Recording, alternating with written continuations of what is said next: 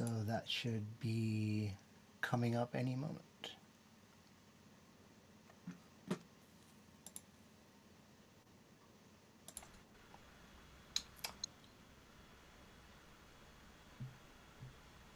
Amazing.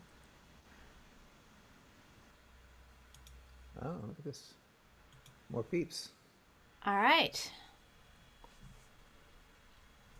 We'll give All it right, a 2 or 3 minutes after 7 to let people log in and figure out where we are. beautiful.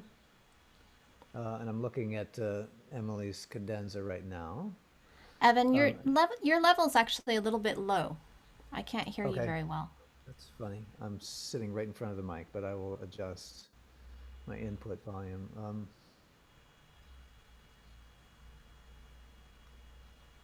It's weird. Can you hear that? I mean, my input level is all the way up on my system preferences. Let me Yeah. try it in Zoom.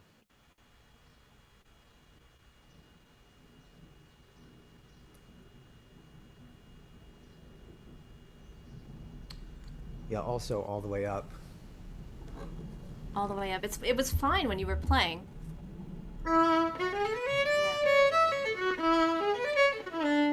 Yeah? It's great when you're playing, so you might just need to speak a little louder than you want to. Yeah, like this. That's perfect. The dulcet tones. Yeah. It's amazing. Okay. And who did you say we were starting with? I'm sorry. We're going to start with Didier. Okay. Djangology. No, Oh, that's what he sent me. Didier is Stolen Moments. Oh, Stolen Moments. I'm sorry. Yeah. It's okay. Ruist. And Mark's going to handle the playback of the video and stuff, so you don't have to worry about any of that. Okay. Okay. Um, we'll give it a couple more minutes. This is amazing. Okay. We're already Yeah. classrooms getting full. Nice. Very cool. Mm-hmm. A lot of fresh Joanna faces Watts here. says, "Hi everyone, thanks so much for this. I'm really happy you're here. You're actually just down the road from me." All right. I think we should probably get started because we have a lot to get through tonight, and I'm too excited to wait any longer. So, thank you very much for joining my really big class. My name's Cecily Ward. Um, I'm a violinist originally from Utah. Spent most of my professional life in San Francisco, and I moved to London 3 years ago. Um, I'm in North London now, and we've got people on the screen from California. I don't know where everyone else is from. If most of you are from the UK, you might be at this point, but I'm sure by the end of the evening we'll have people from all over the world, which is exactly what this really big class is all about. Um, just a little bit of background about why I wanted to do this. Those of you who were here last week already heard my long story, so I'll make it quick this time. Um, when I was a kid, I had the chance to play in master classes for amazing musicians, and it was a community effort that my mother organized on Saturday mornings. And they're really some of the most memorable experiences I have as a young violinist. And then in conservatory, we also had weekly classes in our own teaching studio, but also we had conservatory wide um, violin class once a month. And those two were just some of the most amazing experiences, getting to hear different repertoire and different people play, and just really inspiring. So, this is something I've wanted to do for a long time and finally have sort of the time to organize it. So, that's the idea behind the really big class. I have sort of two ground rules. The first is just for ease and managing the Zoom meeting. If those of you who are not playing could keep your video off, it would help us a little bit, just in terms of seeing who's there. Um, we have control over the muting, so while people are playing, we're going to keep everyone else muted, and then at the end of the class, we'll have time for some Q&A. There's a nifty raise hand feature in Zoom if you haven't seen that before. It's down in the, I think it's in the reactions or somewhere down there in the bottom bar. There's a place where you can raise your hand, and then we can see who has questions really easily at the end. The other ground rule, which I shouldn't have to say, but I'm just going to say it, is that if you use the in-meeting chat, please keep it positive. And this is all about sharing our experience as violinists and not about judgment. So just to put that out there, if we see anything in the chat that seems like it shouldn't be there, we'll just bump you from the class. So that's that. That's it in terms of that stuff. I wanted to just say a few things about Evan, our guest teacher today. Evan and I were at the Cleveland Institute of Music together as undergraduates. And you'll have to jog my memory, Evan. I think we had eurythmics together, maybe? Could have been. Maybe. Maybe eurythmics, maybe some theory classes at the same time. Hard to say. It was a long time ago.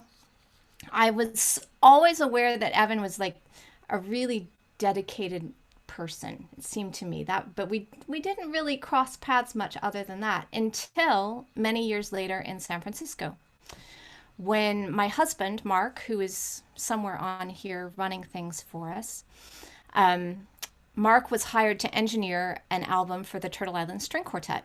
And I was so excited about this because I had obsessively listened to their albums when I was in high school.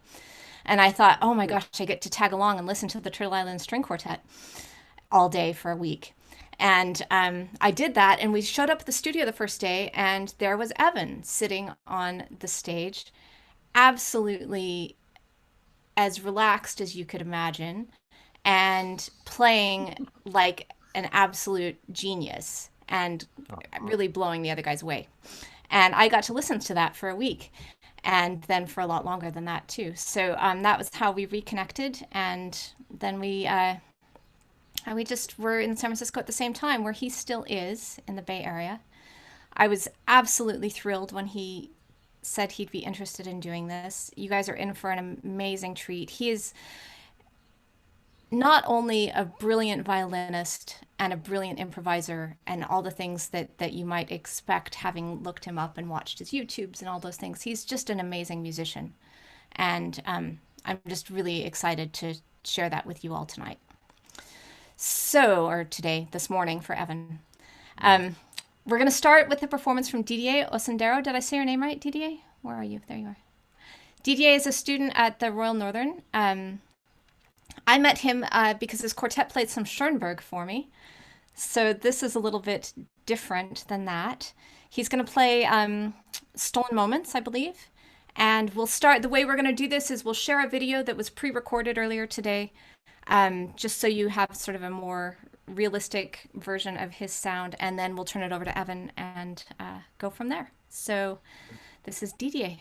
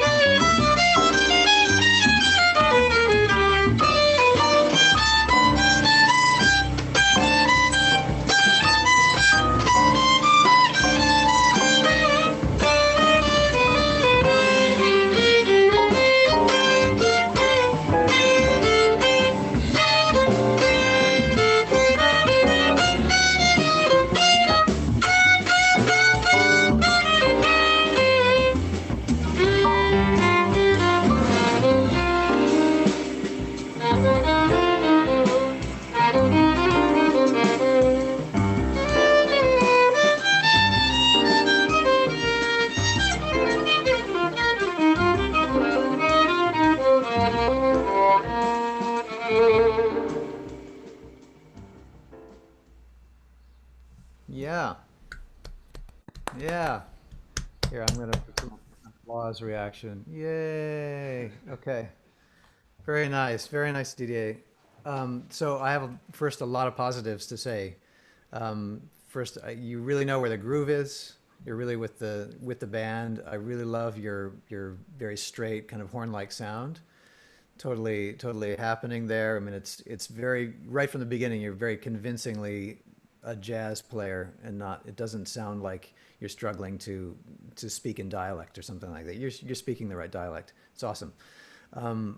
I and you also have wonderful vocabulary. You've got the modal approach well handled, and you seem to know your changes and some of your upper structure stuff very well. And I want to talk to you about a couple of things, mainly. Oh, and you're well. I already said you know where the groove is, but you're swinging very nicely. Mainly about just architecture, because this is all basically like I could drop the needle in your record and listen to any 10 seconds of that and go, yeah, this guy knows what's going on. This guy's a good player. Unfortunately, like the one downside for me, and just room to grow, is that I could drop the needle anywhere in any 10 seconds and get mostly the same impression. See what I mean? It's like that's a pro and a con. And so I want to deal with thinking on a larger scale, both in the way you play the head and the way you approach your soloing. So in the head, I just felt like a fairly static dynamic contour, Yeah. and I think and that's again kind of keeping with the overall horn-like thing that you have more or less mastered. But as a violinist, and also I have a different perspective on this tune, because I mean, I don't know if you know, but Turtle Island was a big standard. It was like the first Turtle Island chart. So I played it 500 times, in 10 years. And so I have that perspective, which is also not only American in the sense of being jazz, but it's also kind of fiddle influenced. And so we have a kind of slightly different bowing technique, which I can just demonstrate. But I mean, we're generally, this is my bad impression of you, which is like this very straight, non-vibrato kind of. Here, can you hear me? By the way, I turned Yeah. up the gain on my mic a little bit. Great. Very what I would call a dense sound. There's none of this wispy, Bachish sort of thing. It's positive contact with the string, and that's great. I think you can add to that. You can enhance that with a little bit more, and I'm going to back up so you can see my bow arm a little bit better. With a little bit more looseness over here and more air in the sound, used once in a while. So your approach is one bow per note. I'm not seeing any ghosting. Um,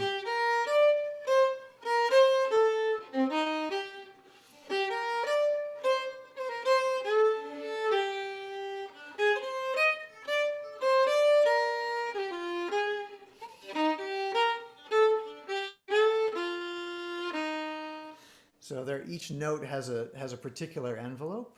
There are some kind of stabs and decays and then flares within each note, but there's also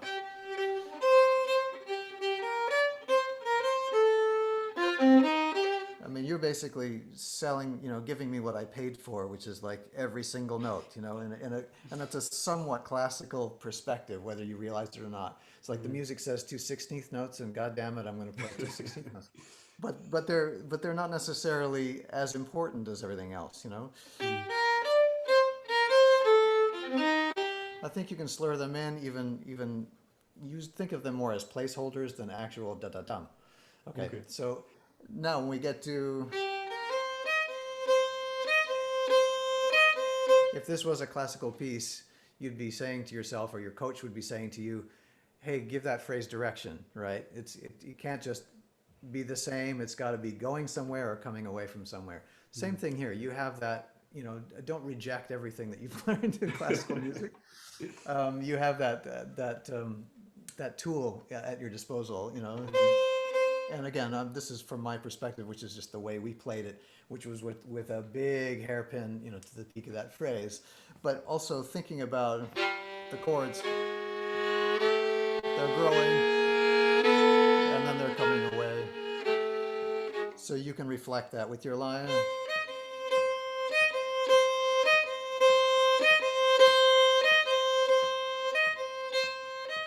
And then really cool out.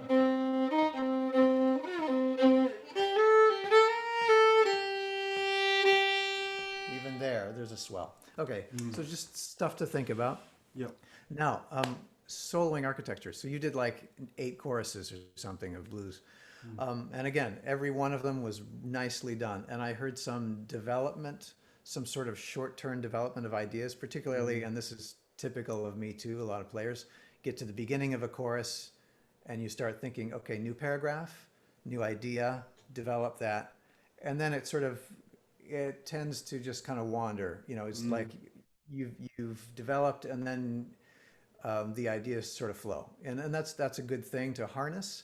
But I think you can pull back on the reins a little bit more, or just to use another too many metaphors, just close the tap a little bit and continue along that path further. Just continue the slightly more intellectualized path of taking this idea. Like you had some nice, where how it would have a 3-note motive, and develop that and accelerate it, and then you would fragment it. There's like a handful of from a compositional perspective of developmental techniques that you can employ, and we can just go over them and laundry list them for everybody. But consider taking that 3-note motive and seeing it through for the entire 12 bars in a way that the listener can follow. You already have a great habit of using space, of making a statement and then stepping back and allowing it to just kind of float in the air. That's a great opportunity for you to listen to what you've done and then react to it. But don't give up on that habit, okay? I'm going to ask you to play us maybe one chorus. You have your backing track ready to go? Yep. That's right here. Great. Can you just play us one chorus? Yep. No problem.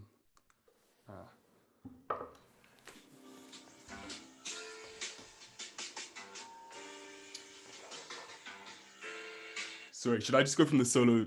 I'm not Yeah, sure. Is it please. audible as well? Yeah, barely. Yeah, that's fine. Barely audible. Okay. That's all right. I'll Balance it on top of your head, and that should be. and then that should, yeah. No problem. Hopefully this will be a bit better. You're improvising even now. That's better.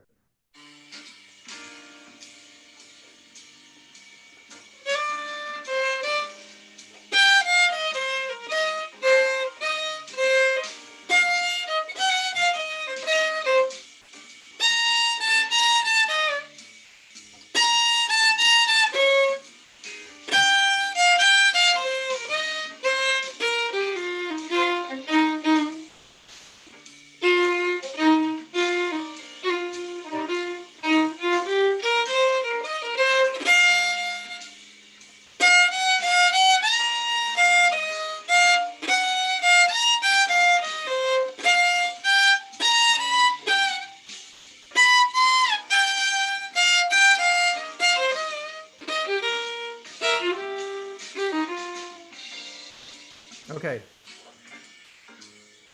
It was hard to hear your track, but that felt like 2 choruses. So I started halfway through one, and then I thought, okay. Okay. Yeah. Okay, so can you remember what you did? Can you remember what your motive was and some of the paces that you put it through? I remember, not fully, no, not really. Of course. Nobody could, but I mean, Yeah. what do you remember? I remember thinking more around kind of a bluesy idea. Just a 3-note motif, but I can't remember exactly what it was. Yeah.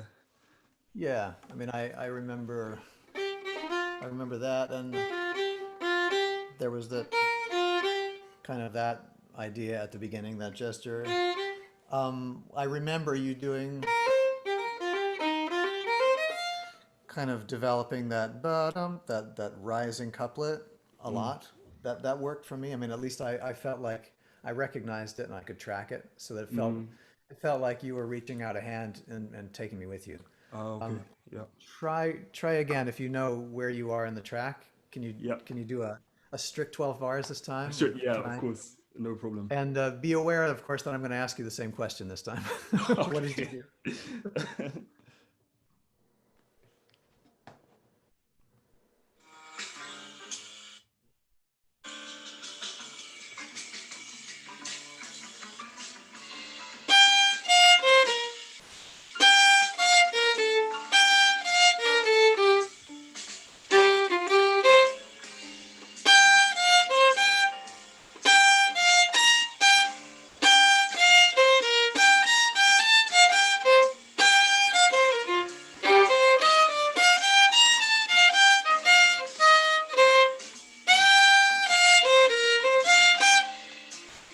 Okay.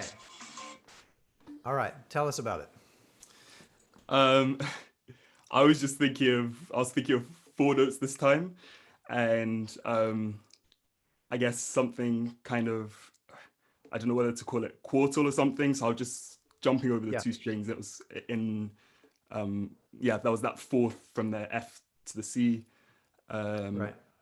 and yeah, I tried to keep it as simple as possible so I could could Talk remember what I about it. did. Good. All right. So now we've got about 5 minutes. Let's laundry list, as I said, techniques for motivic development. So let's say we're going to start with your motive.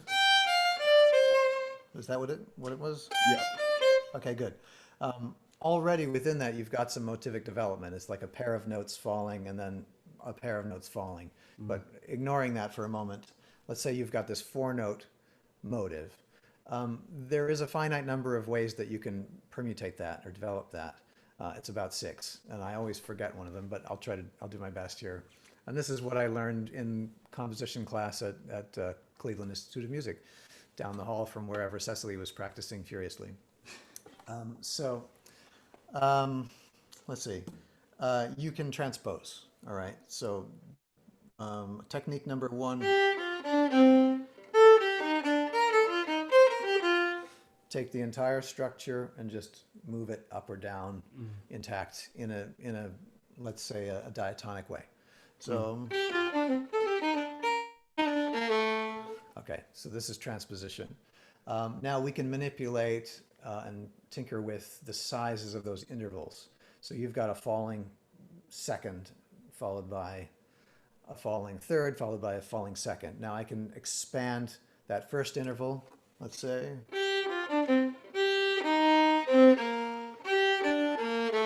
Keeping the other intervals intact. I can shrink that interval, not by much, but whatever. I'm getting into chromatic terms there. Or I can expand the second interval, for instance. I can expand the third interval instead. Okay, this is getting didactic, but it's with good purpose. Okay, so, and now I can use that in combination with transposition. So,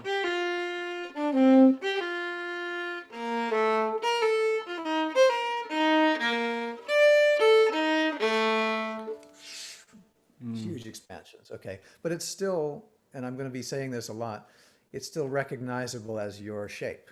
Yeah, I think everybody listening would go, oh yeah, okay, because he brought us there. He took us by the hand and led us down this path. So it's still a story, and I'm still engaged as a listener. Okay, expansion. We can do the opposite, which is contract.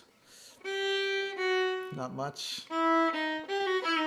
Maybe, it's starting to sound like Shostakovich. Okay, now I can fragment that, and you have a four-note motive, which, as we've already pointed out, is a pair of gestures, of the same gesture. So let's lop one off and just manipulate that separately. You already did this. Just transpose it all over the place. And the effect of that always, to me, is that it's kind of builds excitement because the iterations are coming more quickly. And this is my last point for you will be, how do you build excitement over a course of 8 choruses? Let's see. Now you can, we've fragmented, you can invert the shape. So instead of descending three intervals, you can ascend three intervals.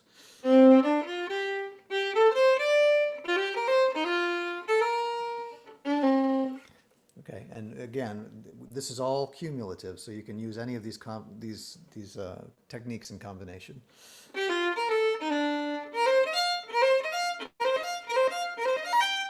Okay, it's starting to get a little bit more musical.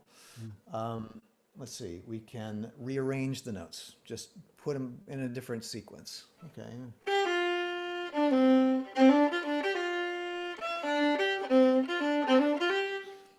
All that.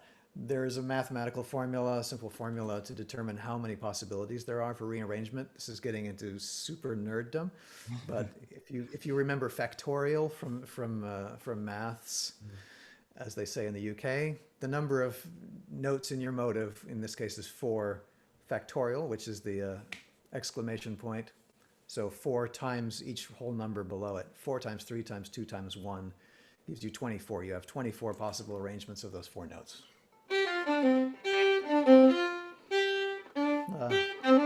I'm not going to try to go through them all, but you can have fun with that at home. Okay, and let's see, we're getting down to the end of the wire. Well, sequence, which is kind of goes without saying. We've been doing sequence all along. Anyway, so this is a handful of things that you can do. You can, using those half a dozen techniques, you could analyze all of Beethoven's Fifth and account for every single note, because that's the kind of guy Beethoven was. He filled volumes of notebooks just developing his ideas according to this same slide rule approach. And it's not necessary to get that super intellectual when you're playing jazz, but there's an advantage to being able to turn that switch once in a while, and that is, as I've said, being able to keep your listener engaged in a more connected sort of conversational way. When you're kind of freely, as we all do, just kind of free associating, it has more of the effect of poetry. And when you're following this a little bit more thematically, emotively, it has the effect of more like prose, or more like a convincing argument or something like that. Both are valid and both are engaging, but on different ways and different levels. Okay, so my last point, as I said, for you is, if you're going to play 8 choruses, how are you going to, I'm going to ask you, how are you going to develop a contour over those 8? So I guess I could kind of have a premeditated plan. Just I'm going to start calmer and then build it up, and then just have some kind of idea of a shape that I want to Right. go for. I think maybe. Yeah. Yeah. I mean, and the typical arc is tried and true for millennia. That works. Find the golden mean, maybe peak, at the top of your 8th chorus or something like that, and then work your way down for the handoff to the next soloist. It will never fail if you can do that.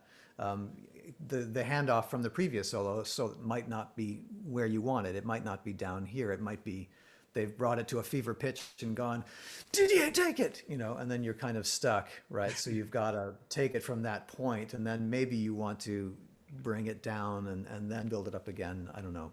All right, so how do you achieve this? Usually when I'm thinking about structure, I haven't thought much further than just that basic arc like you were talking about. But usually I just think, okay, I'm going to try and leave as much space as possible in the first chorus, and try not to get too kind of excited too quickly. But I'd say that's probably as far as I've taken my thought process with it. Yeah. Good. All right. So Cecily and I had a great teacher at CIM, theory teacher named Marshall Griffith. I think maybe we did have a Marshall Griffith class together, but I took a few jazz lessons from him because he was also a jazz piano player, and he asked me the same question: how do you build excitement in a solo or in a composition? And I had kind of a vague answer, and he was like, high, fast, and loud. That's all you need to know. Great. So just remember the holy trinity of excitement: high, fast, and loud. Okay. So your range was more or less static. Mm, Your dynamic was more or less static. You did start to develop a little bit faster figures, which I appreciated. So there was some build, but I think you can do more. sure. That's the only thing. Okay, I think Mm. we need to move on. But Thank you very much. thanks for preparing the video and being guinea pig number one. No problem. Thank you. Thank you Nice to so hear you. much, Didier. You sound amazing. Thank you Thank for you. playing. So we are going to change gears entirely. And first of all, I have to say absolutely thank you to my dear friend Róisín, who is up next. Because when I had this idea, I really wanted, and when Evan said he would join us for this today, I really wanted to have someone play who is not an improviser. And I am not that brave, but Róisín is. So she's going to play for us today, and she is an absolutely stunning violinist with the most sort of warm and inviting sound and brilliance to spare. Just and musicality just flows out of her. That's been my experience listening to her play and sitting with her in orchestras. It's just a joy to hear her.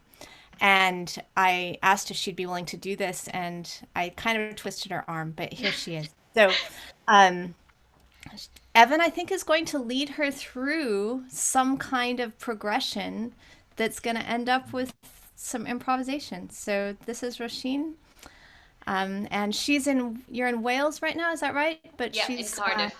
but she's from Dublin. So Okay, good. Well, I'm not Welsh either, despite my Welsh sounding name. So welcome. Nice to meet you. You too. I look forward to hearing your warmth and brilliance just as much as Oh you might be looking forward to me trying to live up to everything Cecily said about me, which is greatly exaggerated. So Cecily kindly roped you into this and also sent me a video of you singing Joseph Yes. Joseph with your friend's band. Yes. And yeah, I loved your hot mama approach and delivery. And I know the song, and I thought, well, that's a perfect way to start because Hmm. obviously you've got some familiarity and affinity for that style of music, Yeah. which I would call sort of quasi klezmer, quasi gypsy jazz, Yeah. um, getting into my wheelhouse, as we say in the States. So Okay. if you're game, let's take a look at Joseph Joseph. Yeah. So and I think Cecily sent you the link for the play along. Yeah. Yeah, prepared by Hmm. my buddy Dennis Chang. So, all right. So here's my approach. Um, so this is basically a three-chord tune. That's what we call in the business. It's a three-chord tune. You'll hear it easy, and it's about as simple harmonically as we can get. And I know you're a self-confessed, theory dunce or whatever, rubbish theory. Yes, okay. But you probably, like most of us classical musicians, had it sort of blandly pushed upon you at some point without any explanation for why you might need it. Yeah. Yeah, that's the way I was. When I was majoring in music theory, they asked me to explain why students would need music theory. They were like, "You're going to be asked this at some point. You need to have a good answer." None of us had a good answer. Anyway, so here's why you could one day be me. Um, so here's the tune for those of you uninitiated.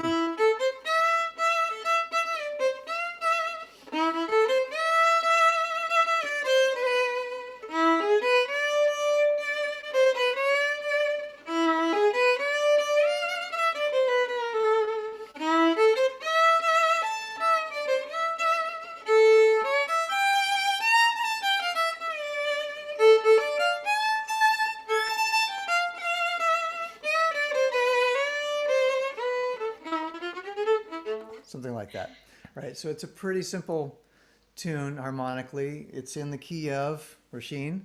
A minor. All right, we're off to a great start. Okay, can you tell me, and you've looked at the chords, so can you tell me what the other chords are? Yes. It's A minor, E, and and D, D minor. D minor, yes. That's a critical difference. Okay, good.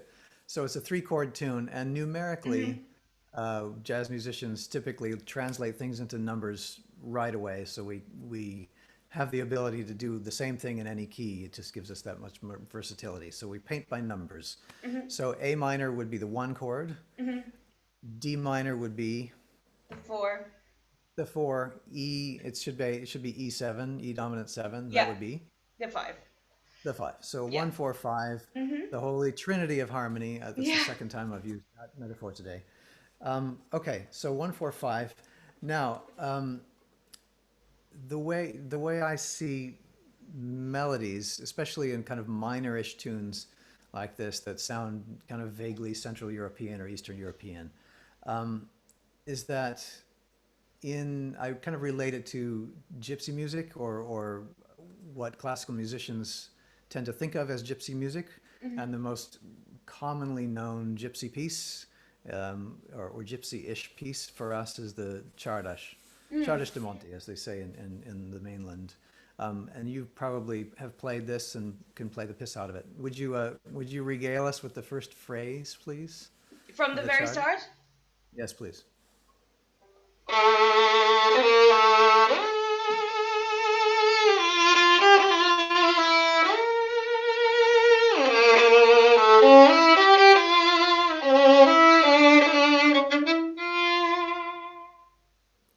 Gorgeous. Gorgeous. All right, thank you. Okay, so let's analyze that. What key is that in? A as well? No. Are we? D. D minor. Correct. Whew. Sorry. Okay, now I'm going to give you a hint. This is also a three chord tune, at least Okay. for that phrase. So the three chords are likely to be 1, 4, and 5 also. Right. So what Okay. would be the 4 chord and the 5 chord and D minor? G and A. G minor, yes, G minor and G A7. minor and A7. Good. All right, so we start. This is D minor. So this is G minor 6 in jazz, or you would think of it as E half diminished, which is 2, which is basically the same thing. Don't worry about it. But now we come to the 5 chord, A7.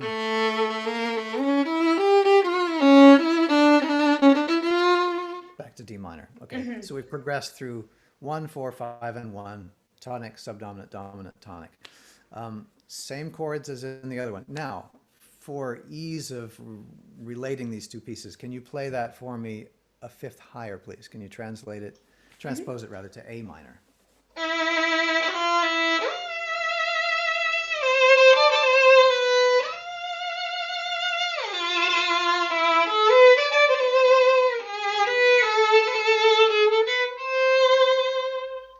Great. Okay, and so the chords are now A minor, D minor, and E dominant 7.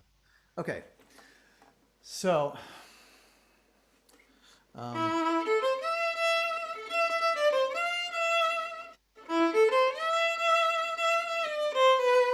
right, so the sequence of chords is slightly different here, but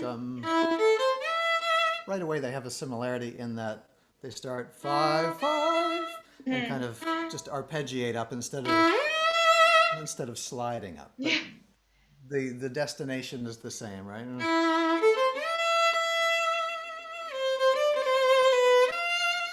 Now, knowing that this is an A minor chord, let's differentiate. Let's go through and sort through which notes are chord tones and which notes don't belong to the chord. Okay. All right, so E is a member of the chord. So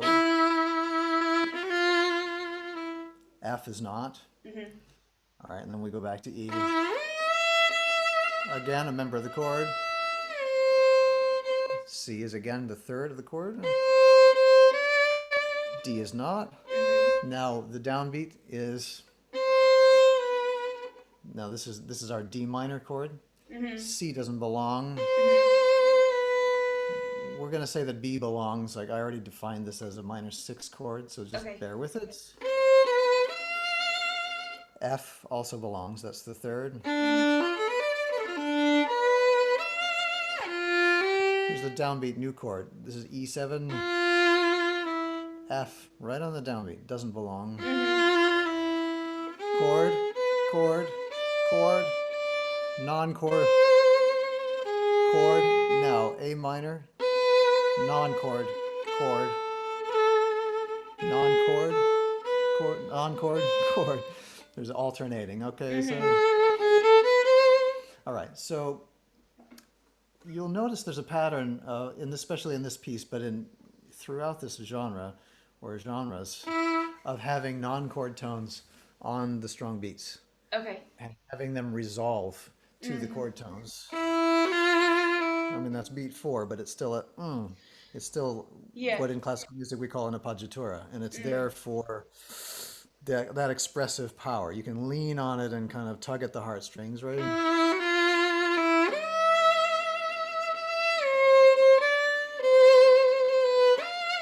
There it is again. There it is again. There it is again.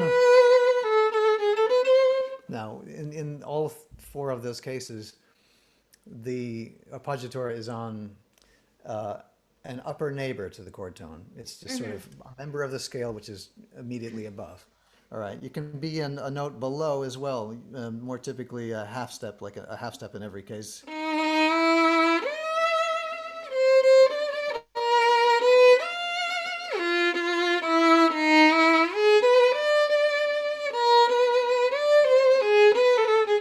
I'm kind of editorializing, but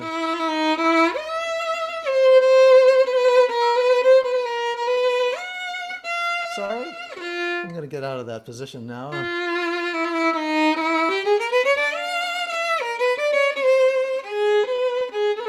All right, so now I'm going to start playing with this idea, and I think, well, if I can use a neighbor tone on any of those chord notes, more is better, right? So I'm going to start getting a little silly with,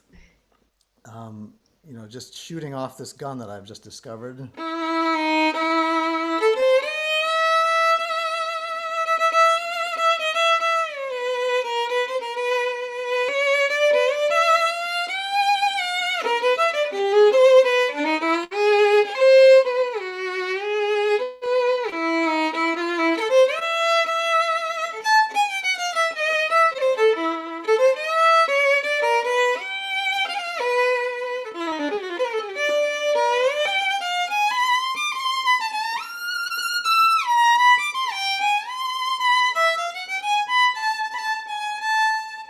Okay, same chord changes as Chardash, same basic melody. I was still sticking to, the single note or 2 notes for each chord that are the core of that melody, but obviously expounding on that and extrapolating other possibilities. Okay, so playing Joseph Joseph is essentially the same thing. We can play Joseph Joseph. In fact, I'm going to ask you to do it. Play the melody, which I know you know, having sung it, in a rhapsodic way, in this rubato way, as if it was Monty. Okay? Okay. Can you play it?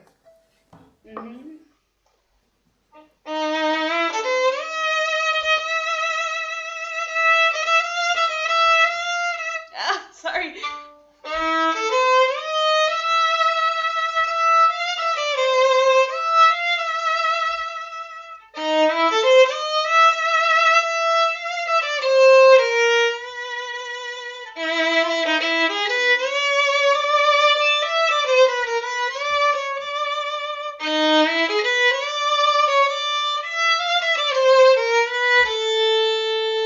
Yeah.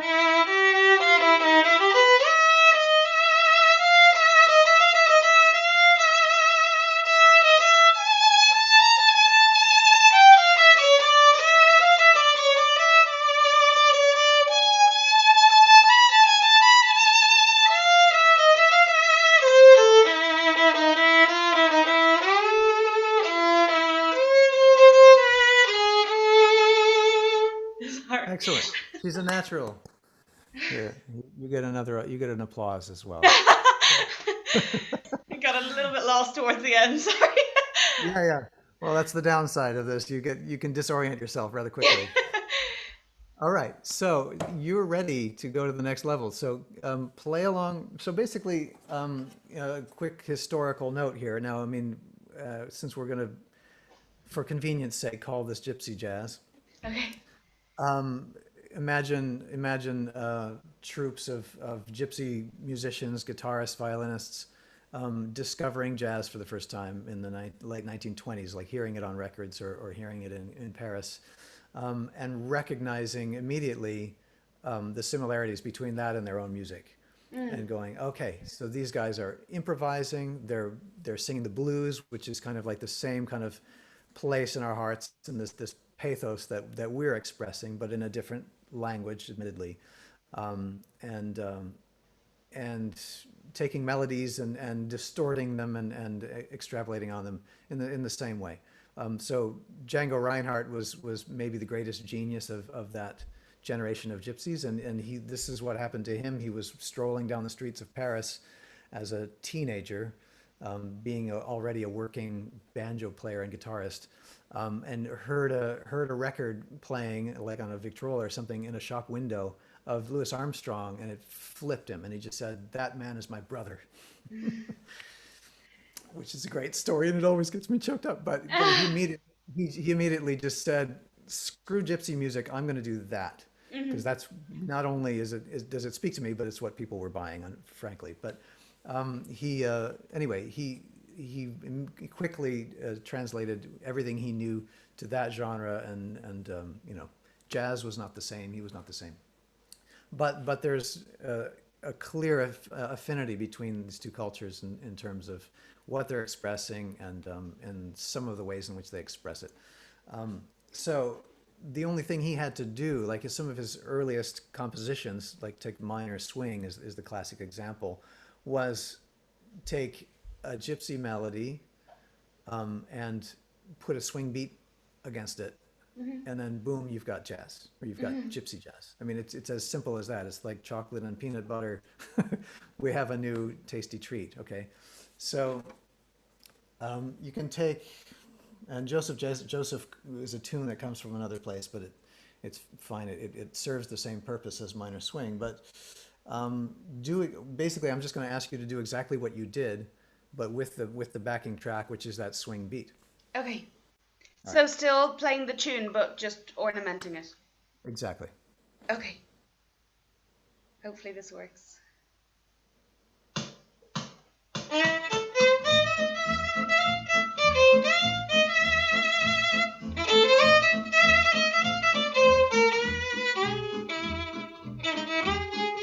Oh, sorry.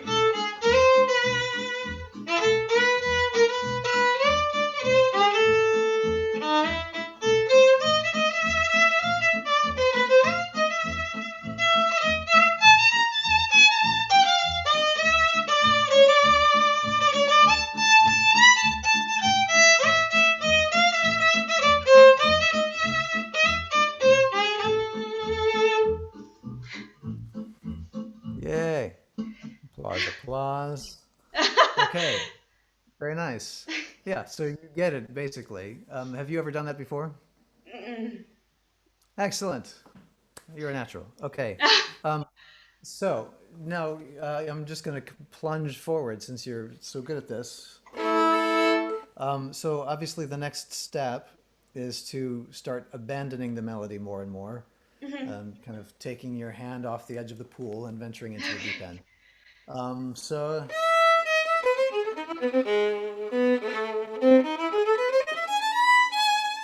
So we're just going to think about the changes. In fact, before we do that, I want you to go back a step and distill the melody into component parts, into the bare bones of what it is structurally. So da da da da da da da da da da da da.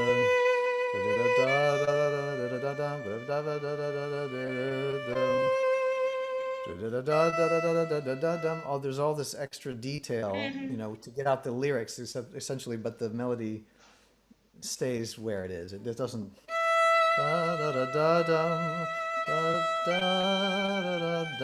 Something like that.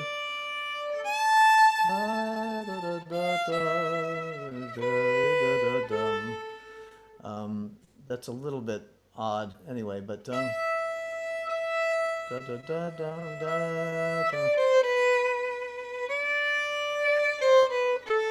take the first half of the tune for now. And then it sort of motivically repeats that. It transposes it, right, Didier, wherever you are? Okay, so just play that with the track, just the first half, please, okay? Just those notes? Yes, just those notes. Okay. Keeping pace with the rhythm. Mm-hmm.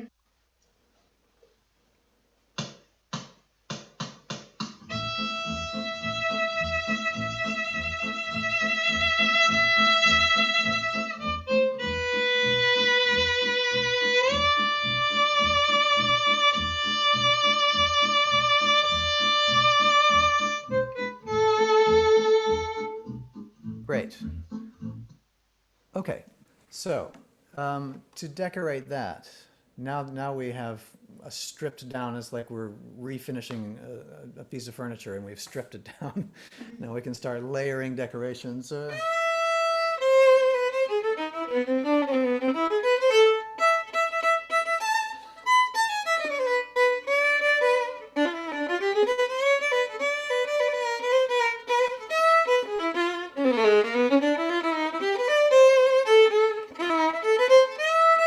All right, so I basically stuck to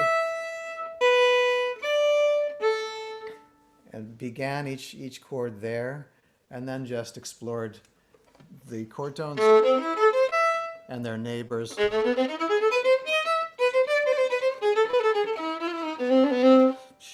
Just kind of did a little round, a little trip around the jungle gym, and got back to my E note, and then walked it down to the B. Did the same thing while I've got, and this tune has nice long stretches of time with nothing happening. It's just on the same chord. So you have lots of time to explore. But as long as you get back to that, to those core melody notes, it'll still have a vocal quality and a melodic quality. If you don't, then it's babbling. Okay. There's a critical difference. But as long as you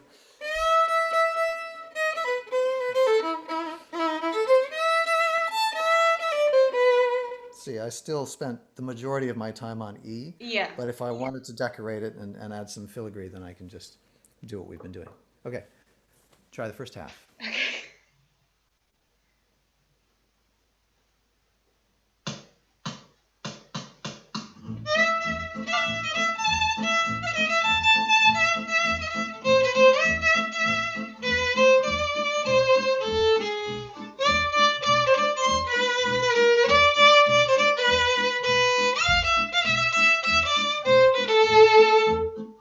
Yeah. Yes, that's essentially the technique. Okay. Okay. And this can be improved with just some shedding. What we would do is shedding, or that's practicing the chords. Uh-huh. I know you know them. You've done them a million times. I can tell. But having them immediately available. Yeah. And also doing the same with the neighbors. So what I would prescribe for anyone who interested in trying this is just jumping around A minor as much as you can till you can do it in your sleep, and then methodically adding a half step below each one. And doing the same thing.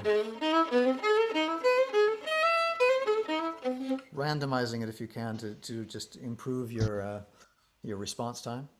Doing that with all three chords, and then maybe doing upper scalar neighbors on each one of them. And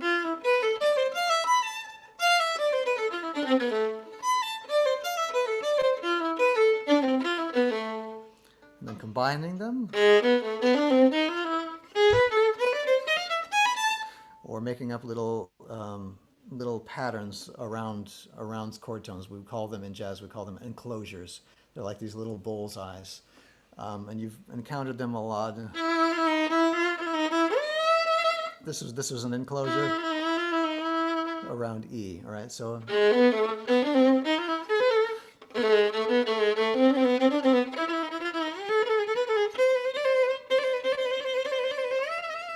whatever occurs to you, and you've heard gypsy music before and played it, so, or classicized versions of it. So explore those things, and then when you feel like having a little flight of fancy away from the melody, then that stuff will just be automated in your fingers, and then you won't have to get lost in thought, just trying to come up with a little lick. So essentially, this is how we do it. And the last step of it is, now we've just done a distilled version of the melody. The next step would be perhaps devising your own very simple, kind of bare bones skeletal melody, based on those chord changes, maybe one note per chord, and then replacing that, and then doing the same treatment, doing flights of fancy away from it. So instead of starting on E, I might start on a different chord tone. Might start on A. I get to the 5 chord, and I might switch to this note, and that'll get me through 16 bars of the song. So.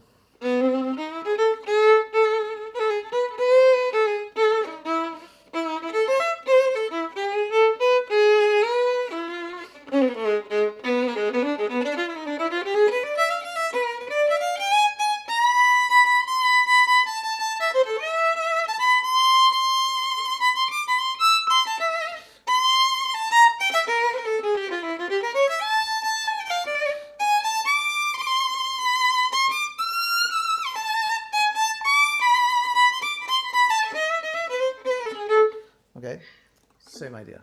Yeah. Okay, I think we've covered a lot of ground. Do you have any questions? Quite a few, but give me 6 months and then I'll ask you them. I'd be delighted to hear them. Okay. No, that's brilliant. It's really good to know where to start, and it's really interesting. Thank you so much. Thank you. All right. Well, I hope we get to hear Amazing. you again. Thank In 6 you. months, I'd be afraid to know. Yes, I was here. Thank you. Imagine. Think what you've done in 20 Thank you, minutes. Oshin. Okay. Thanks. So I don't know, the rest of you who are in the UK, my neighborhood is apparently setting off fireworks tonight for the Oh, clapping great. for carers. So I know we're probably going to lose a few people for the next several minutes. Róisín, do you want to ask any questions now? Are you? Oh, you've been muted. Muted. Oh, we lost you. Oh, no. I think I lost her. Oh, unmute. There you go.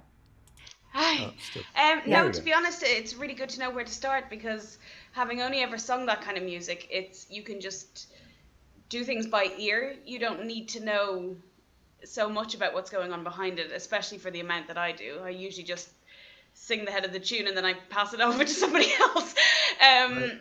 But it's really good to know where to begin, because it can feel like it's in one way very familiar to hear if you listen to a lot of the music, and also course. violin's really familiar to you, but then suddenly the two go together and you just don't know where to begin.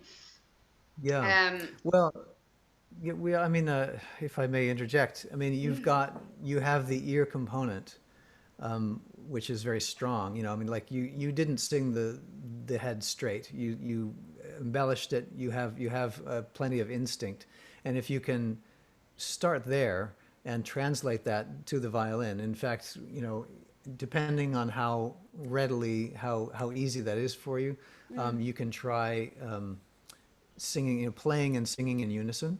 If it helps kind of just form that connection, kind of just redirecting whatever the voice is in your head that connects to your mouth, and redirect that to your fingers, so that you have a more immediate connection with your instinct. Yeah. And then then the rest of this intellectual kind of slide rule approach is just meant to enhance, and bolster. But without the melody, and I think that I've tried to make that point, without that core of melody, it's just a lot of flash, and there's nothing to kind of hang your hat on as a Yeah. listener, or it doesn't have the soul. So Yeah. yeah. Did I Great. answer whatever question you were getting Yeah, at, or did I absolutely. No, totally? just it's really good to know kind of where to begin, and it gives you, yeah, something concrete to all those little um, bits that we can practice, and then suddenly I'm sure everything will seem more. Because then when you explain it and I'm listening to you, it makes more sense where it's coming from, as opposed to just hearing it and going, "Wow, I don't know how you do that." So Yeah, yeah, it's a great place to start practicing for sure. And thank you very much. great. Welcome. I have a question, Evan. I really Yeah. loved what you were saying about practicing the patterns so that they're just available in your hand. And it's absolutely, my students who are on this meeting are probably laughing because it's all I ever talk about is playing scales in positions and making sure that the patterns are in your hand so that you can just play them when you get to that difficult passage in a Beethoven symphony. Are there resources for that, or do you just make it up? There are. I'm not an expert on where to find those resources, unfortunately. Um, but there are, well, there are instructional videos by myself and other people. In fact, since you asked, I mean, there is already like a 20-something minute video of me teaching minor swing in this very way, condensed from about a week of teaching at a camp a couple of years ago. So if you just go on YouTube and look up Evan Price teaches minor swing, you'll have basically the last 20 minutes, but repeated. Yeah, and there are books. I mean, I studied at Berklee College of Music with a fellow named Matt Glazer, who's a great is a great swing fiddler and a great thinker about music and a very passionate guy. And he introduced me to this idea of neighbor tones. And he had written a book which is out of print now, which was an adaptation of a saxophone book called Jazz Chord Studies for Violin.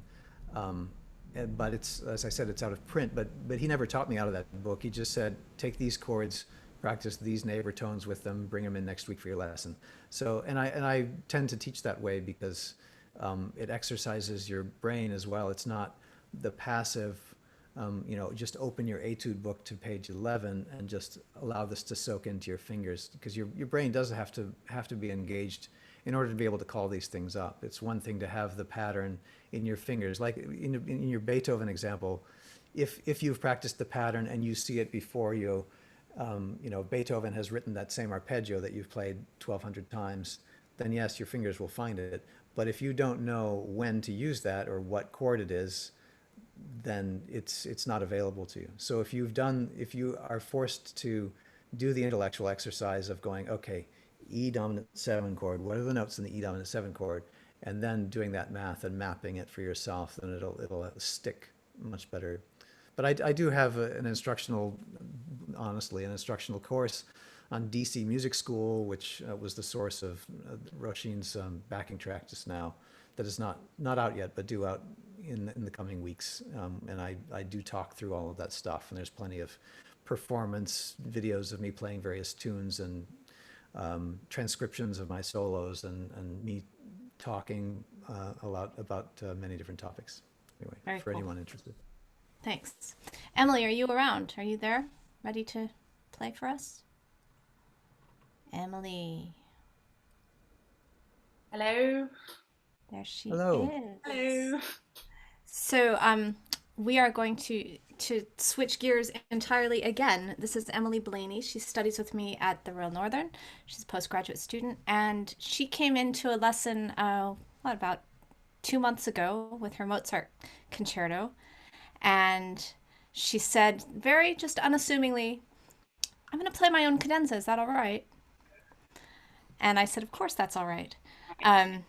And that's what she's going to play for us now, is the cadenza that she's been developing for this Mozart A major first movement. And we've got video of that if Mark is there. So. Great.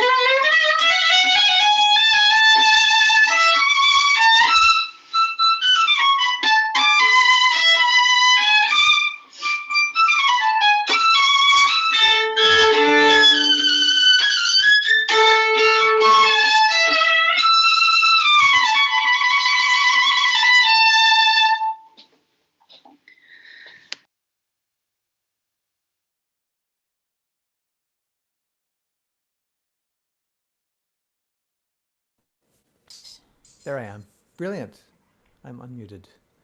Thank you.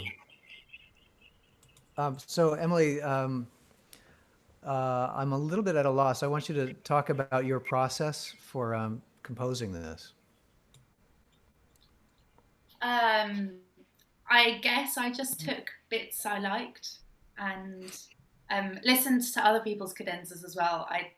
I did steal a few bits and just smushed them all together. That's highly encouraged. The good, as I can't remember who has said it. The good ones borrow, and the great ones steal. So be a great one. Go ahead and steal. And you're only stealing from the same source. You're supposed to steal from Mozart here, so that's okay. Can you talk in any more detail about how you arranged these ideas? I mean, did you just fiddle around with them by ear and arrange them, or did you do this on paper? Um, I no, I like did it by ear, I guess, first, and then wrote it out. Yeah.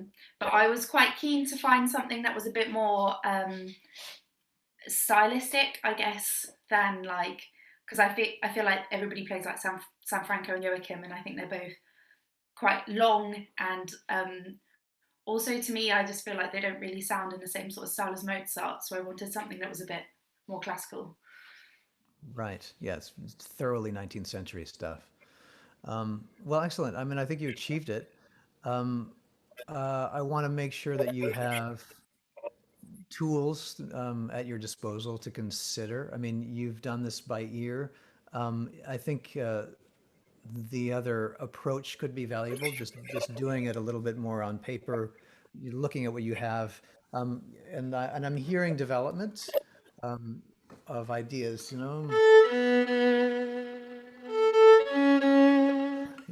that's nice. There were several moments. I would say there was about a half a dozen moments of development of an idea that were then, I felt, abandoned in favor of the next idea, and then abandoned in favor of the next idea. And all the ideas are valid, but what if you were to work a little bit more to connect them and develop one thing into the next idea, find those motivic connections that are probably buried in Mozart's brilliant brain.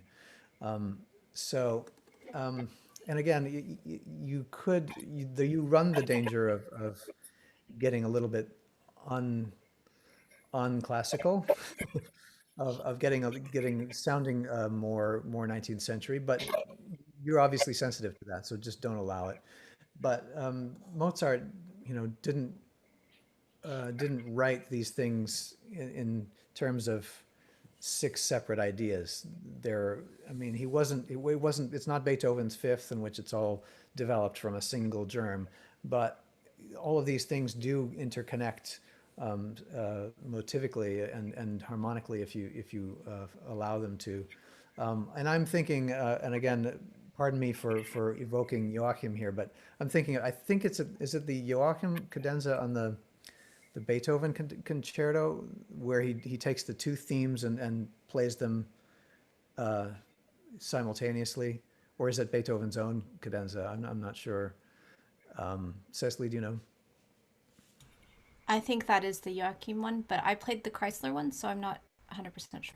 Okay, well, no matter. All right, so let's go from the top. I'm going to look at. I have your sheet music here, Emily, if I can find it, and look at it with you. So. Mm.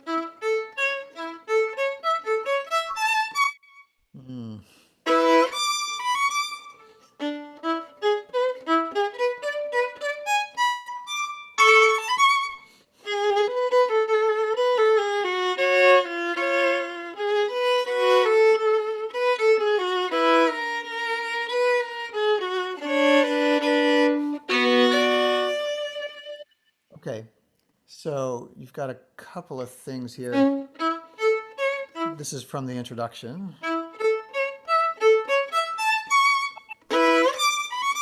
It's great, and then you do it twice. That's always a good sign. I just feel like that was a nice idea, and now here's another idea, which is also nice. Um, how can we connect them? How can we connect one to the other? I keep adding an A there. Sorry, I like it.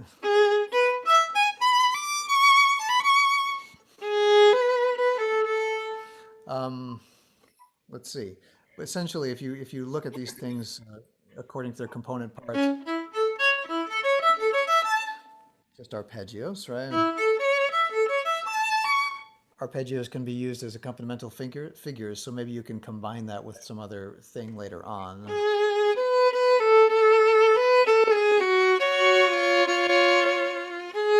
I frankly, I haven't played this piece in 30 years, so I don't recognize this this little bit. I don't doubt that it's in there.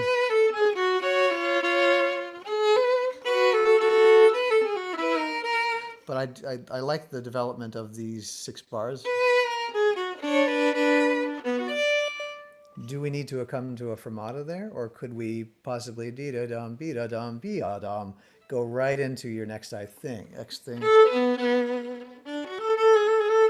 I recognize this. I like that it's a distillation of that, whatever it is. But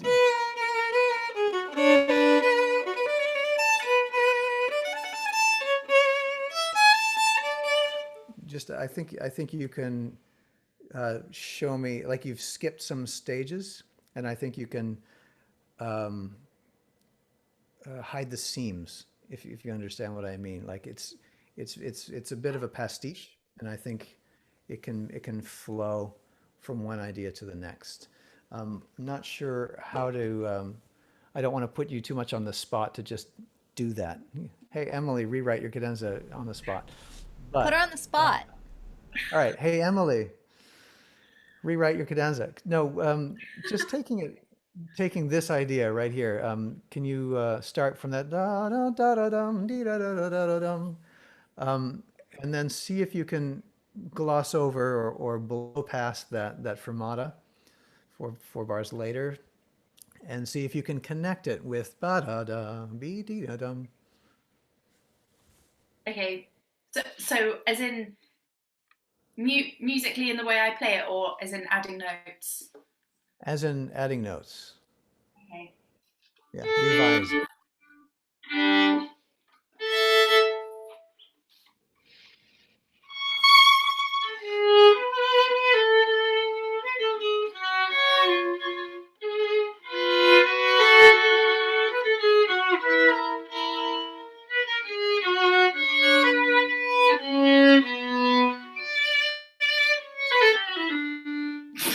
Oops. No, oops, just keep going. Bow on string. We're trying to just start again, but remember that you can always cut out notes later. You'll probably end up playing more than you need, but just keep the spigot open for now. Does that make any sense? Am I using too many metaphors? Or can you hear me? Yeah. Okay, that's not the problem. Um, so you've got what I see. That figure data dum is the same, right, as that, except with the larger interval. So that's essentially the same motive having been expanded. So maybe instead of jumping straight from a falling minor, a falling second to a seventh, can you work your way down? That's one idea. Oh, okay. Mhm. Um,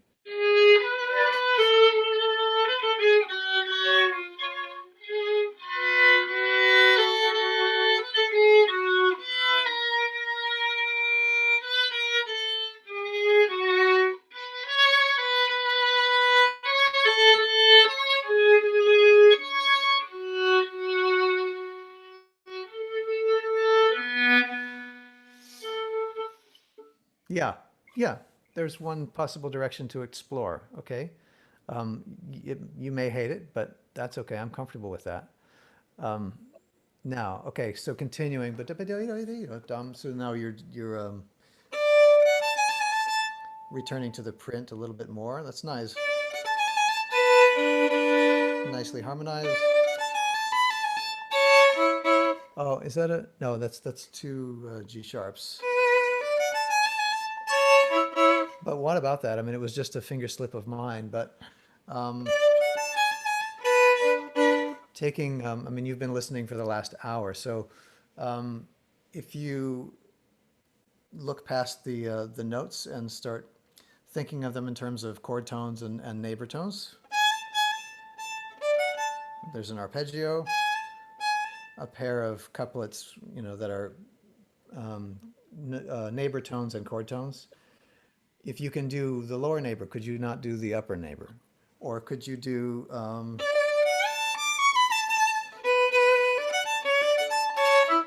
or neighbor tones to other chord tones? You see, there are more possibilities for development. So again, this feels like a seam. Two very nice ideas, but I want them to be part of the same story. I like the minor thing, very nice.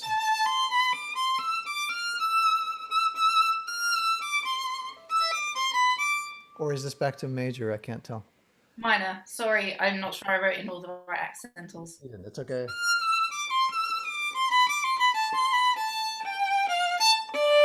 This is good.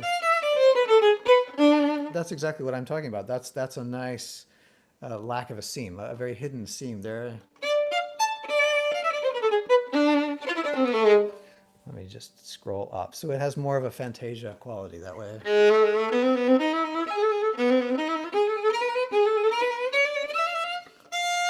I'm not sure what. And this works great.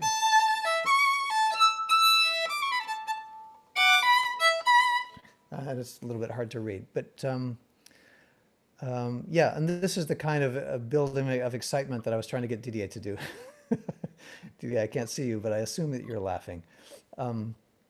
Where it's getting higher, faster, louder, and building in intensity. That's great. Something like that. I'm a little unclear about what chord this is. It feels like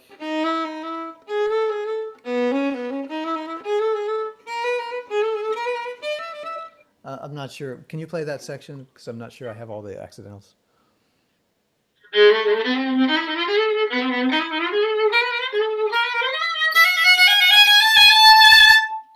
Okay, so to me, this is you're outlining an A minor chord, and this A sharp B figure feels a little out of place. But you can tell me to shut up, but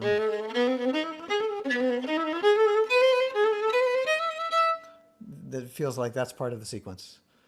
B's and C's. Do you have anything to say in your defense? No. Sorry, and you're not in a position to have to defend yourself, but I wonder if that was intentional. It sounds like it may have been intentional, may not have, but that's why I'm bringing it up. Okay. You can get fancier with this chord. It doesn't have to all be. Now, are you aware, or was it intentional that you're basically developing the idea of the beginning from the figure from the beginning of a cadenza? No. Well, you are. So why not? Let's exploit that. Yeah. Okay, you can, or at some point, maybe not here, but if you done it at the top, let's see. I like that it starts small. Again, Didier, I'm looking at you, and develops into something more, more active.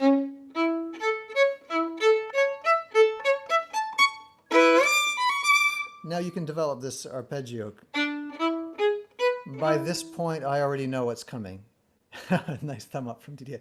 I already know what's coming. It's like, okay, now she's going to do this same thing, but develop it, disrupt my expectation a little bit. So maybe at some point in that, you can fancy it up a little bit, okay? And having done that, you will have the opportunity to kind of reprise that when you get later on to this A minor thing.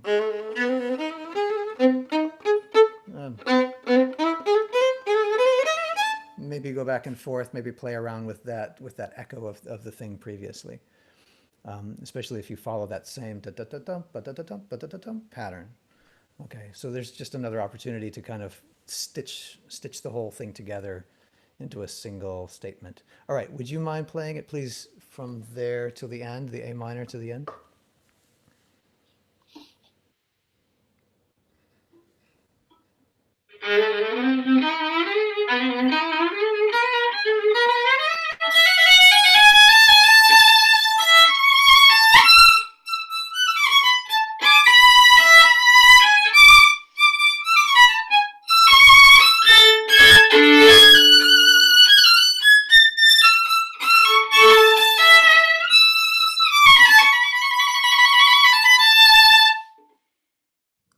Yeah, great. I'm giving you another applause. Okay. Yeah, I think you're home by that point. You're home free. Your ending works beautifully, and it again it works well as it is. I think if you're looking for feedback, which evidently you are, and opportunities to maybe grow. I mean, think about it as a composition unto itself. It can be just sort of a loose collection of echoes from what's been heard previously, but you also have an opportunity, as Joachim did brilliantly, and you can still do it in an 18th century style, of making this like a development section unto itself, and connecting all these ideas in ways that maybe the listener didn't appreciate before. Okay, thank you. I think we need to move on. But, Thank you. yay, Emily. Great. Thank you. Thank you so much for that. One of the things that I find really interesting about what you said was about the seams, and that's something that we talk about I think in every kind of music, that in composed classical music, it's the transitions that are always the hardest to make work, and in a new composition, I know I've worked with a lot of composers that often it's those in between parts that are the hardest to figure out how to pull off musically, and obviously are challenging to write as well. So I loved your idea of those seams, because there are places in that as I've heard her play it, that feel abrupt, and other things that feel very natural, and I think that's a great way to look at it. Thank you. Yeah, I got that idea from having gone to a Cleveland Orchestra concert 30 years ago, and reading in the program notes, some composer had said to his friend, another lesser composer or upcoming composer, with a wag of a finger, "Your seams are showing." And I didn't have any idea what he was talking about, but it kind of put that seed in my mind, and I've been ruminating about it for 30 years, and I think I know what he meant. I don't remember what the piece was or who the composers were anymore, but it's given me something to strive for as a composer. Amazing. So we have one more performance tonight, and that is by Geddes. Rue, are you there? I hope you're there. He's going to pop up any second. Rue contacted me at, I would say, 1 a.m. when I had posted that I had one more spot. And by 1 o'clock this afternoon, he had a video for us, which bravo, thank you so much. And we're in for a treat. So he's playing Djangology. Is that right? Yeah, it is. Yeah. Djangology. Djangology. Yeah, okay. Much better. So we'll take a listen. Great.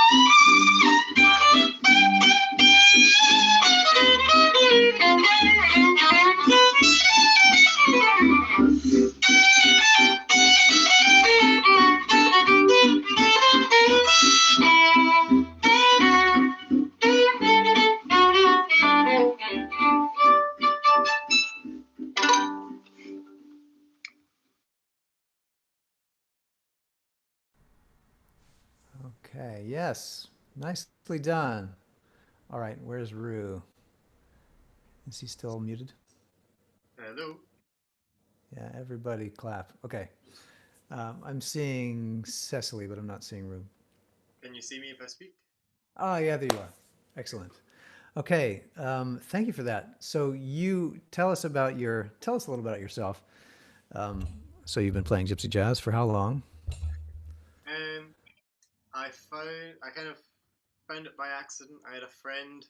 Well, I've played folk music for a very long time, um, forever. And then I was playing in a big, silly kind of 20-piece festival band when I was 16.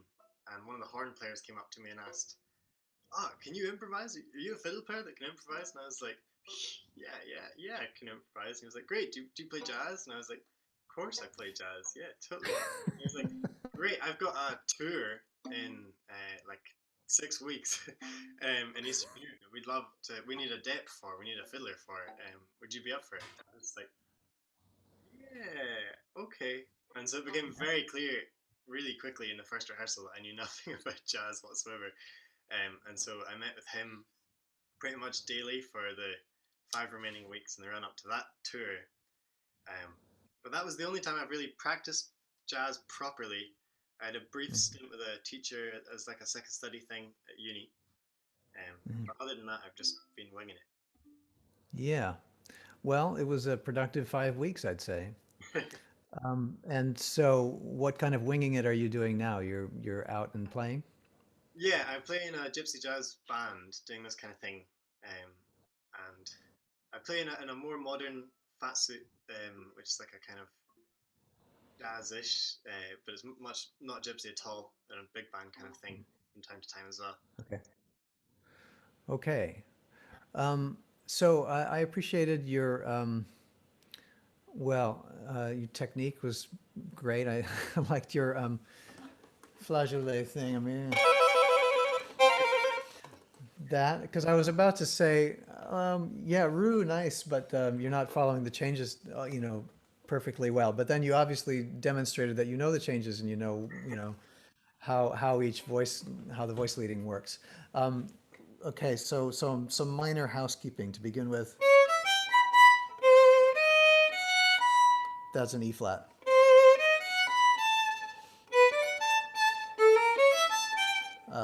I think you might have hit the E flat later on, but I heard it anyway. You missed it a couple of times, so I feel like I should say.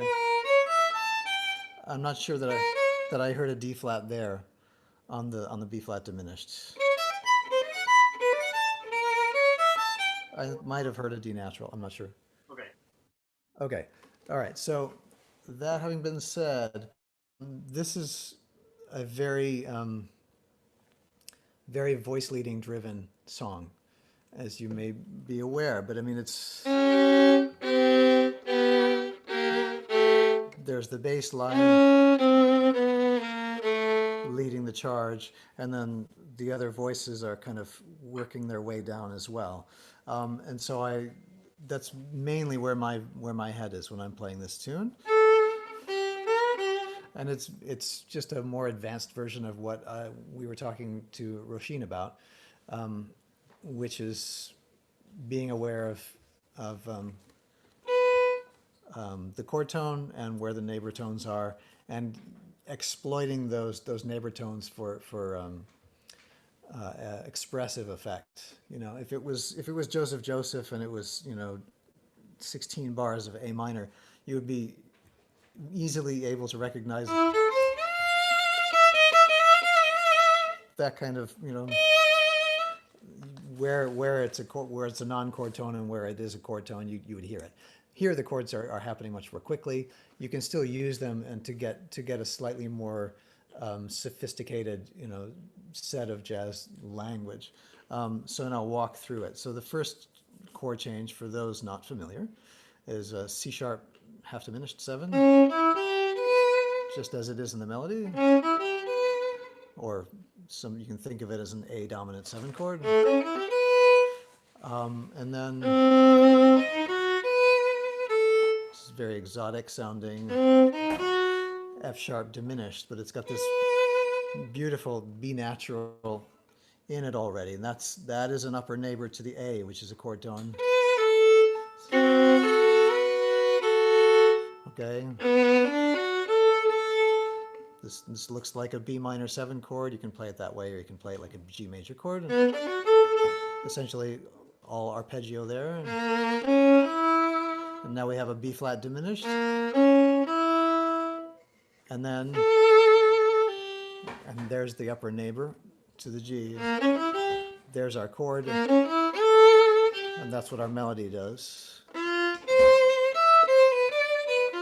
And then it's very sing-songy. 2-5-1. Okay, so following the example of the melody,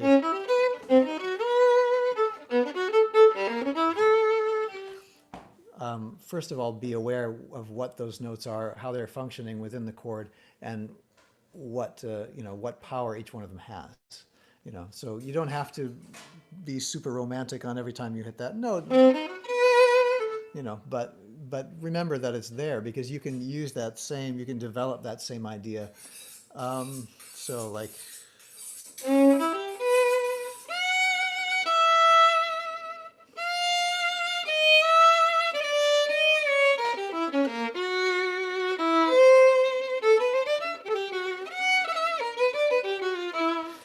so I'll walk through the changes again rhapsodically, like I had Róisín doing. So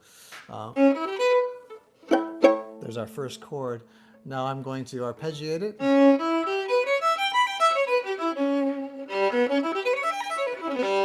Those are our chordal tones. And now I will explore all the neighbor tone possibilities. So, or,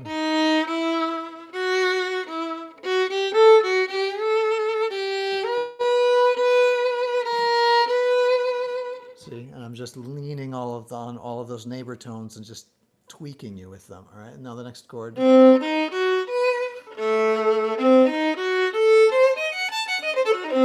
So again, this is F sharp diminished. And then again, I'm going to find all of the neighbor tones to them.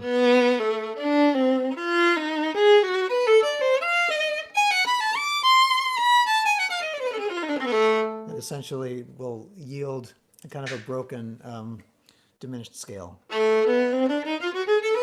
Or if you went to CIM, an octatonic scale. Okay, but don't play it as a diminished scale as they would teach you in jazz school. Play it as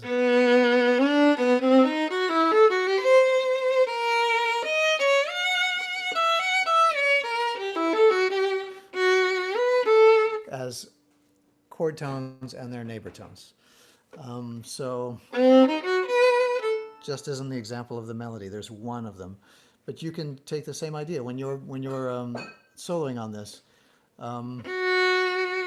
Maybe my favorite note on that chord is an F sharp. Why? Because it's also an upper neighbor to a chord tone. Or D sharp, I kind of love that one. It's that lower neighbor to the E, or can also be an upper neighbor to the C sharp in a more exotic way. Okay, so the next chord Also a diminished chord. This is, oh, we already did F sharp diminished, sorry. B minor 7 perhaps, or G major, G major 7. Find some,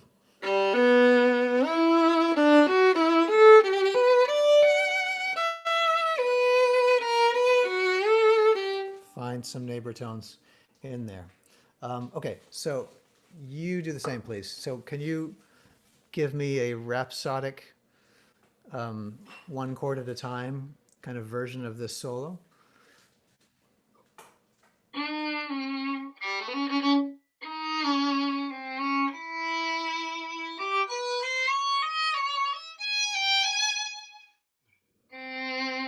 I've been playing this chord as a C minor rather than the Ah, rather than the yeah, diminished. yeah. It's got an F sharp in it though. Yeah, no, it definitely.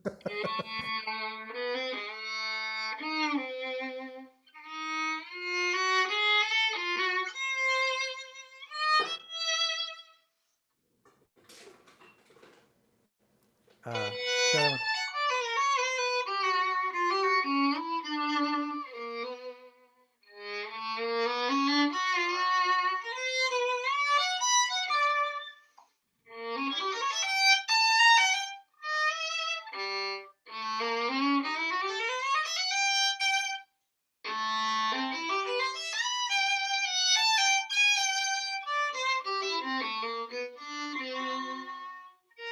Yeah, Uh, yeah. Good. Okay, so go back to that one that you call C minor and I call F sharp diminished. yeah. Um, yeah, I mean, there's more power that you can that you can wield there. For instance, the melody. That's a gorgeous note, you know. But um, so again, the F sharp.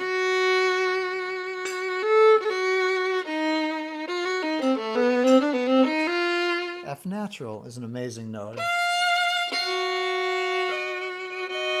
over that C of that C minor ish. I mean, it's got the tension with the lower F sharp below it. As long as you don't play it too low, which there's little danger on the violin, but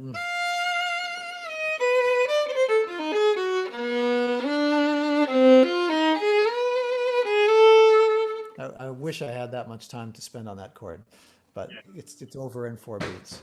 Um, can you let's again take a page out of Róisín's book, or the Róisín book, as written by me, and devise a bare bones melody that wends its way neatly through these chords, one note per chord. Okay, so just exploring the voice leading. So starting with chord tones, I might start with well, the note that Django starts with is B natural over the C sharp chord.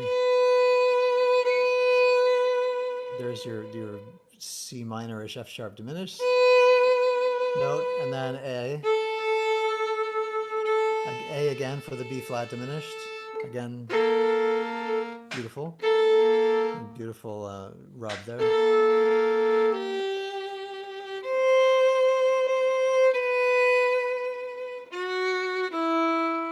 This is partly why I don't like the next 4 bars, because it just doesn't really connect that way.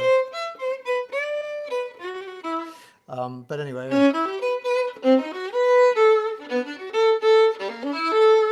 Taking the top note of each of those arpeggios. So can you just play me that distilled version with the track? With the track. Yeah. Thanks.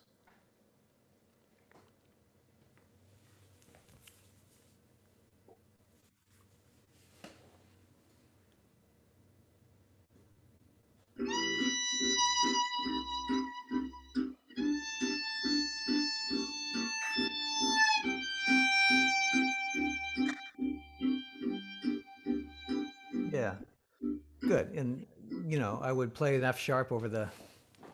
You might as well follow that line.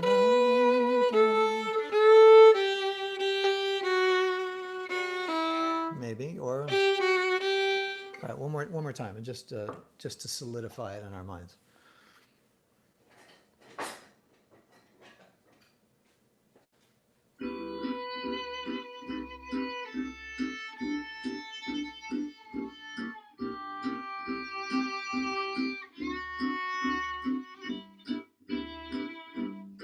Great.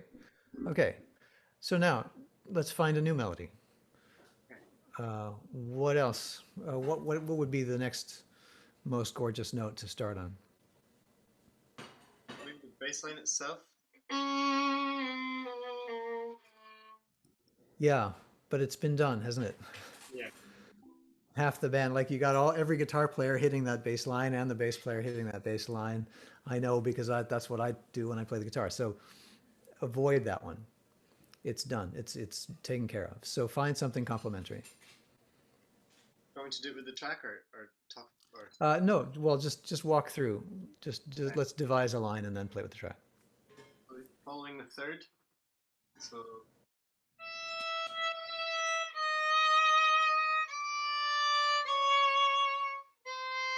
Yeah,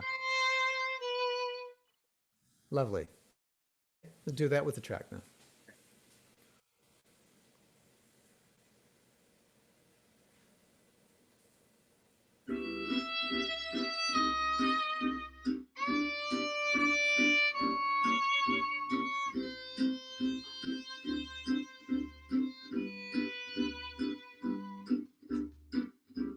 Okay, good. And thanks for taking the slower tempo. Okay, so now I want you to just play that 8 bars or play 2 A sections using that line and embellishing it. okay.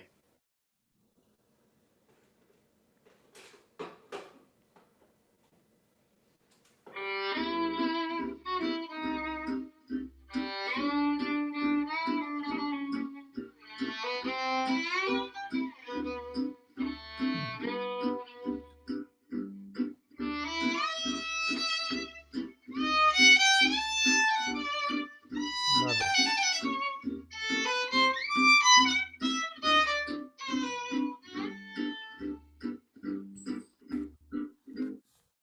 Yes, I enjoyed that. My wife in the background is clapping for you as well.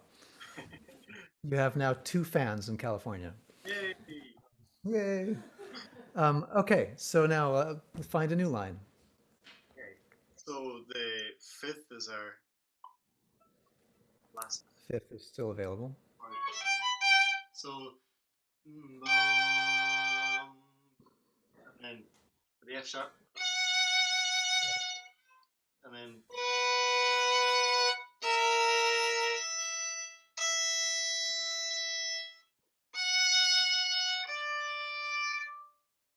Okay, with the track, with embellishment.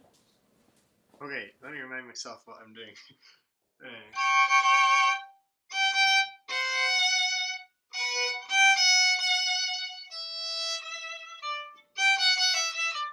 okay.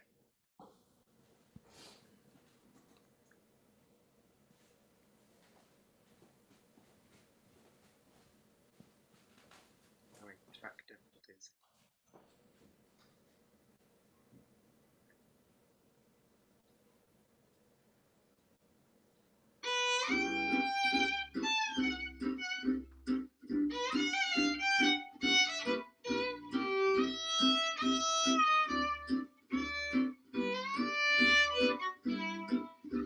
Yeah.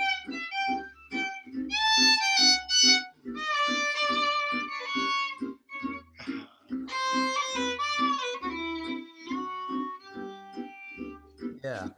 Okay, good. And I don't want to embarrass you, but what happened when you fumbled and smiled? I had too much fun and I got lost. Ah, shame, shame, shame. But on a technical level, you started on one line and then dropped to another line. Yeah. I don't know, probably to your ear and to my ear, that's felt disjointed, and maybe to others too, to some degree. I'm not sure, but uh, anyway, I think it's worth noticing that disjointed feeling. Okay, so now let's find a line that is not all chord tones, like Django's line, da da da da da. It's interspersed. It's like half chord tones and half neighbor tones. So can you devise something similar? So, based on the third, you could do.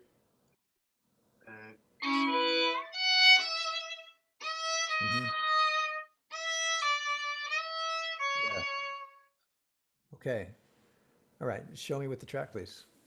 Just one A.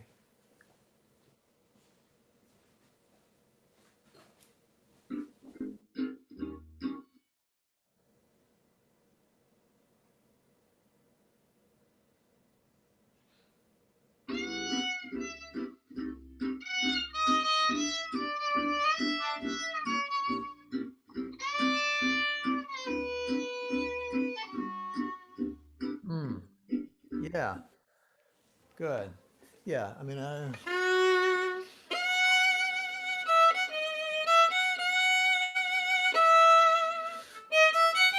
yeah. How about a line that goes up instead of down? Yeah. The harmony all wants to do this, but go against stream if you can.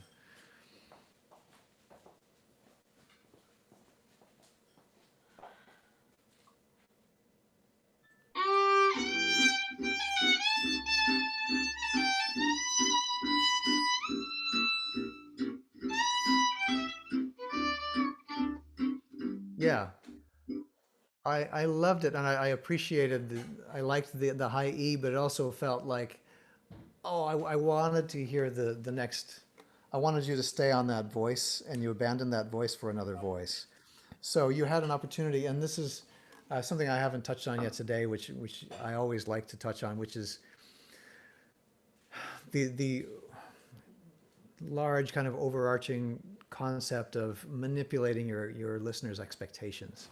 It's huge, and it's a big part of how we connect with audiences as improvisers, as performers, as composers. And in this instance, you're all three. So when you follow a line, when you follow a guide tone line,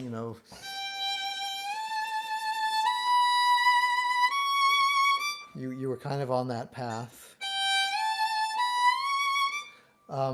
There was something refreshing about the fact that you were ascending rather than descending, so I appreciated that.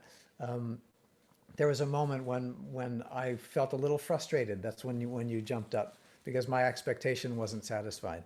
That can be a good thing. You can use that to your advantage, but I want you to think about this in terms of what expectation am I setting up for the listener, and now am I choosing to frustrate them a little bit or to satisfy them? Too much one way or too much the other way is a bad thing. If they always can hear where it's going, it's death for you because they'll stop listening. They already know what you're going to play.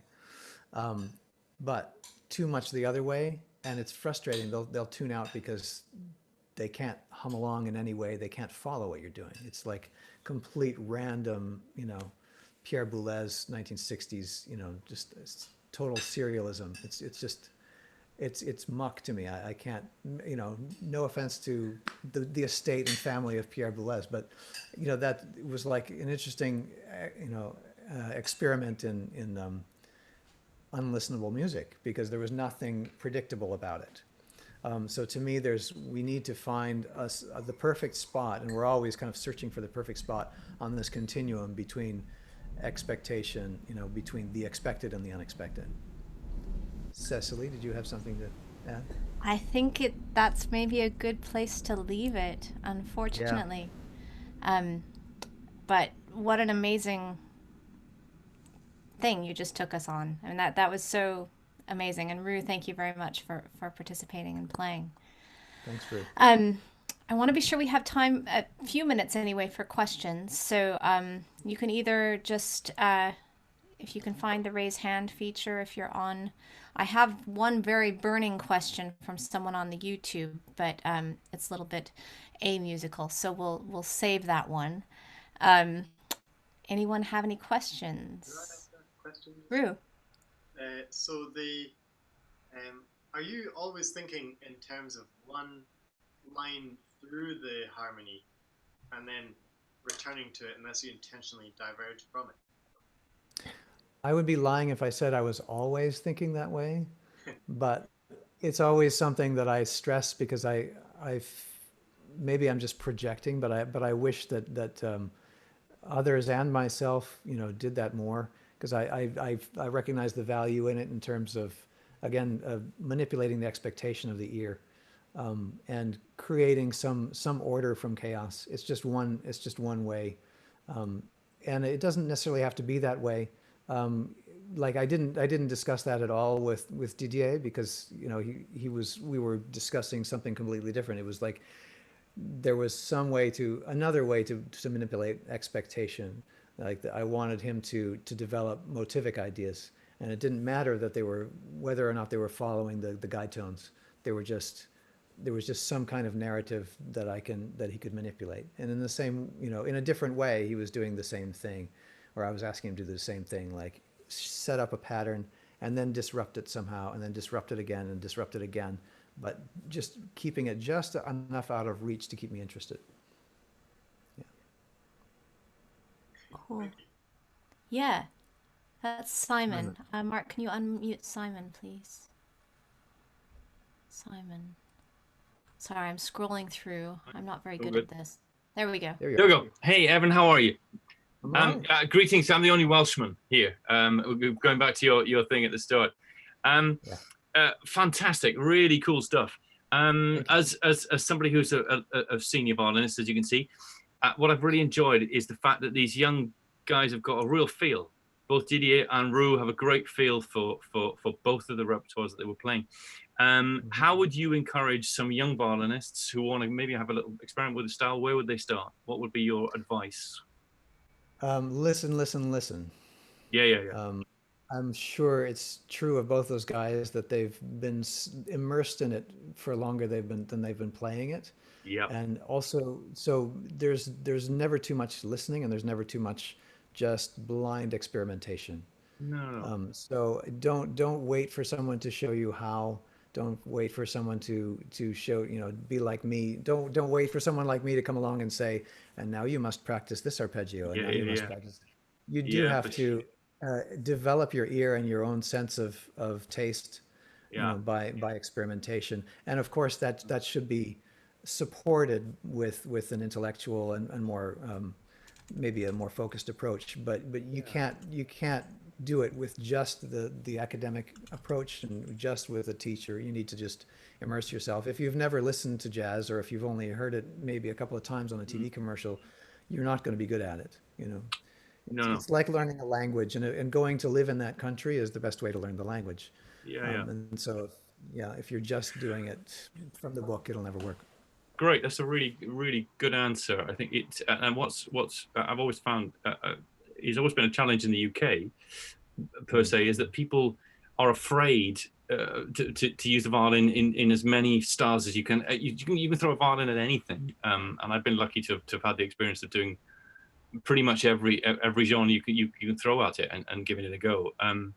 The last great bastion for me, I guess, is to plug it into some electricity and have a little thrash with that. But I try. I think it's good to try and find. You've got to. When I was teaching, you talk to pupils about, look, find a sound. Find sounds you like. Experiment. You get close to the bridge. Get away from the bridge. Find some vibrato. I particularly like what you were saying in that first session with Didier about just find some of those softer sounds. I think that's a really cool thing. So thanks for that. What a great class. Yeah. Thanks. Thank you. Amazing. Anyone else have a question? So the question from YouTube, Evan, is what are your rabbits' names, and can they see them? Somebody could see the rabbits already? Yeah, we could see them hopping around back there. Oh, that's hilarious. Yeah, I'm happy to introduce them. Clearly, it's very important. Yeah, well, this is prime real estate in California. This is Min Lee at the bottom here with her eyes closed, and the dark shadow in that little garage in the back is Juniper. And Excellent. there, Now we know. yeah. Any other questions? I'm trying to look and see if anyone's raising their hand. I missed them last week.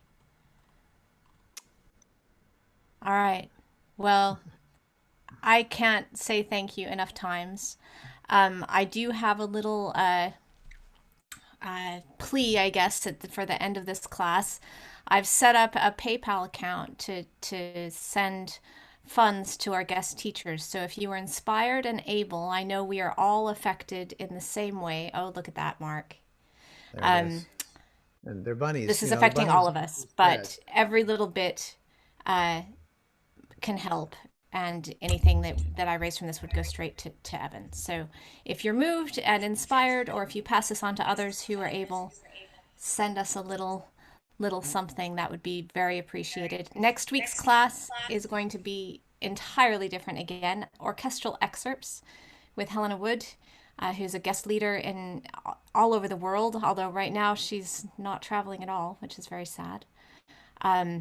But I know some people who are absolutely thrilled to be playing for her next week. So same time, same place. I'm going to do this as long as we're in lockdown, maybe beyond, because I think it's working out beyond my wildest hopes. That's it. Thank you, And Cecily. thank you, Thank Evan. you for I spending have some time. thank yous to give too. So, Evan, thank you very much. My husband, Mark Wilshire, who is troubleshooting the tech for us. Donald Grant, who helped me just set this up. And when I sent him an email saying, "Help, I need to find the right people to play for this class," he was right on it. Thank you, thank you, thank you, thank you, thank you. So, and we have one more little thing. My students from RNCM would like to wish a very happy birthday to our colleague Ross. So I think they've made some signs for Ross. Oh, look, there's even a cupcake for you.